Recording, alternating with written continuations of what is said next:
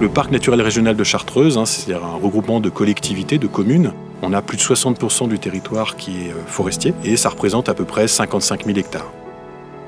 Le parc naturel régional du massif des Bauges, c'est 67 communes réunies dans un syndicat mixte, 51 000 hectares de couverture forestière, soit un petit peu moins de 60%, et une charte forestière de territoire pour soutenir le tout.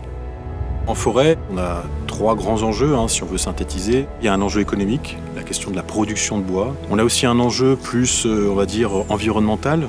Une bonne biodiversité en forêt, c'est aussi une garantie de la résilience de ce milieu-là. Notamment, en ce moment, on parle quand même beaucoup de changement climatique. Et puis, le dernier enjeu, c'est toute la partie sociétale, c'est-à-dire tous les aspects notamment d'accueil du grand public. Et donc, c'est ça qu'on va en fait analyser dans le cadre du Sylvotrophée.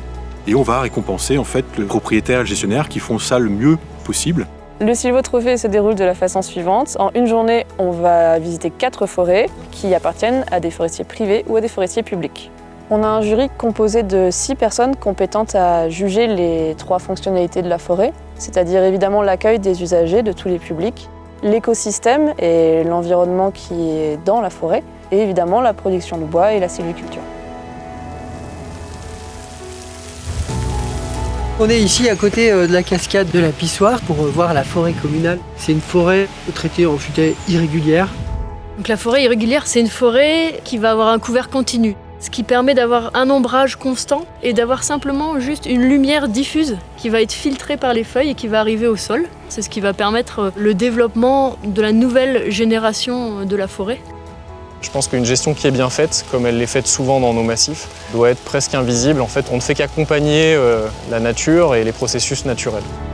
Ce sentier, donc il y a 4 classes, elles ont toutes été impliquées dans ce travail pour faire un petit itinéraire un peu pédagogique, ludique, pour découvrir la faune, la flore. Le but de tout ça, c'est que quand les enfants s'approprient un projet comme ça, après ils le respectent en fait. Si j'avais un message à passer, ce serait de dire que quand vous êtes en forêt, vous êtes toujours chez quelqu'un. Et on a la chance qu'aujourd'hui, les propriétaires publics comme privés laissent leur forêt ouverte et nous accueillent. Donc respectons leurs propriétés, respectons leur travail. Cette première édition est assez riche en échanges. C'est toujours très enrichissant de se retrouver entre forestiers, avec tous nos historiques, nos sensibilités personnelles. Tous les âges de la forêt sont réunis là. Et là, j'admire la vie d'un arbre mort. Biologiquement parlant, une très grosse partie de la biodiversité se situe dans cette partie du cycle. Ce que vous avez vu là, c'est notre avenir en fait. Donc notre forêt, c'est notre avenir. La forêt est notre patrimoine et découvrir et protéger la forêt ordinaire est une de nos priorités et le parc en ce sens est notre partenaire incontournable et sur lequel on peut absolument s'appuyer. Nous sommes une petite commune qui a la chance d'avoir un assez grand domaine forestier. Ça veut donc dire qu'on a les moyens, avec le support de l'ONF, de faire en sorte qu'elle se porte le mieux possible.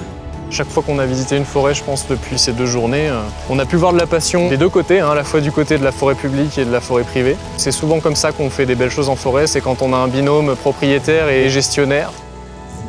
Le but du Sylvotrophée, c'est de rappeler au grand public que les êtres humains que nous sommes avons toujours été liés à la forêt.